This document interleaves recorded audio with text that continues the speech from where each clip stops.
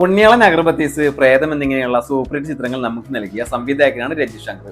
അതുപോലെ തന്നെ മലയാളത്തിന്റെ യുവ സൂപ്പർ താരമാണ് ഉണ്ണിമുകുന്ദൻ. ഇവർ രണ്ടുപേരും ഒന്നിക്കുന്ന ചിത്രമാണ് ജയ് ഗണേഷ്.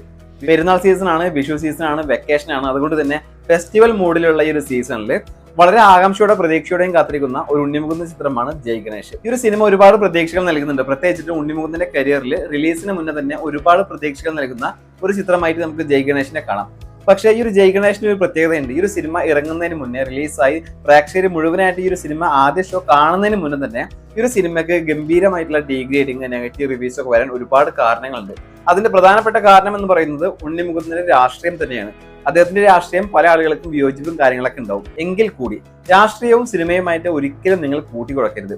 അദ്ദേഹത്തിന്റെ ജോലിയാണ് സിനിമ എന്നുള്ളത്. അദ്ദേഹത്തിന്റെ രാഷ്ട്രീയമാണ് അദ്ദേഹം ഇപ്പോൾ സ്വീകരിക്കുന്ന രാഷ്ട്രീയ പാർട്ടി.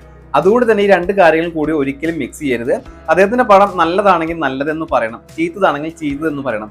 ഒരുപാട് ഡീഗ്രേഡിങ് കാര്യങ്ങളൊക്കെ ചെയ്യുന്ന ആളുകൾ ശ്രദ്ധിക്കുക. ഇത് ഉണ്ണിമുകുന്ദന്റെ സിനിമ എന്ന് പറയുമ്പോൾ ഉണ്ണിമുകുന്ദൻ മാത്രം അഭിനയിക്കുന്ന, ഉണ്ണിമുകുന്ദൻ മാത്രം അധ്വാനിക്കുന്ന ഒരു സിനിമയല്ല. ഒരുപാട് ആളുകളുടെ വിയർപ്പാണ്, സമയമാണ്, പൈസയാണ്, കഷ്ടപ്പാടാണ്.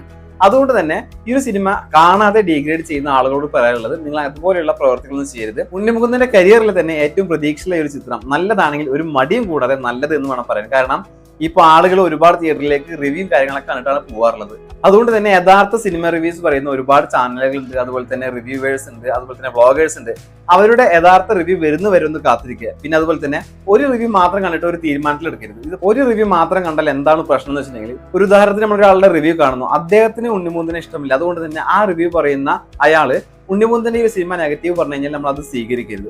അത് ചിലപ്പോൾ അദ്ദേഹത്തിനോടുള്ള വിദ്വേഷം കൊണ്ടോ അല്ലെങ്കിൽ ഇഷ്ടക്കേട് കൊണ്ടോ ഒക്കെ പറയുന്നതാണ്. അതുകൊണ്ട് തന്നെ ഒന്ന് രണ്ട് റിവ്യൂസ് കാര്യങ്ങളൊക്കെ നിങ്ങൾ നോക്കുക. കണ്ടതിന് ശേഷം റിവ്യൂ കണ്ടിട്ട് സിനിമക്ക് പോകുന്ന ആളുകളാണെങ്കിൽ ഒന്ന് രണ്ട് റിവ്യൂസും കാര്യങ്ങളൊക്കെ കണ്ടതിന് ശേഷം മാത്രം ടിക്കറ്റ് എടുക്കാൻ ശ്രമിക്കുക. ഈ ഒരു സിനിമ വലിയ വിജയമാവാനുള്ള ഒരുപാട് കാരണങ്ങളുണ്ട്. രഞ്ജിത് ശങ്കറാണ് ഈ ഒരു സിനിമയുടെ സംവിധായകൻ. അത് തന്നെയാണ് ഈ ഒരു സിനിമയ്ക്ക് ഇത്തരം പ്രതീക്ഷ നൽകാനുള്ള പ്രധാനപ്പെട്ട കാരണം. അദ്ദേഹത്തിൻ്റെതായിട്ട് ഇറങ്ങിയ സിനിമകളെല്ലാം തന്നെ ഗംഭീര സിനിമകളാണ്, മലയാളികളെ ഏറ്റെടുത്ത സിനിമകളാണ്.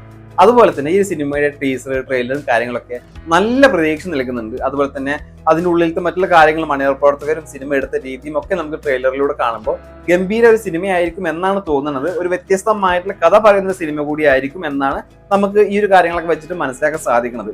പിന്നെ അതുപോലെ തന്നെ ഉണ്ണിമുകുന്ദനും രഞ്ജിത് ശങ്കറും കൂടിയിട്ടാണ് ഈ ഒരു സിനിമ നിർമ്മിക്കുന്നത്. ഒന്നും കാണാതെ അവരവരുടെ സിനിമ നിർമ്മിക്കാൻ ഒരിക്കലും ചാൻസ് ഇല്ല. അതുകൊണ്ട് തന്നെ അവർക്ക് തന്നെ 100% കോൺഫിഡന്റ് ആയിട്ടുള്ള ഒരു സിനിമയായിരിക്കും ജയ് ഗണേഷ്.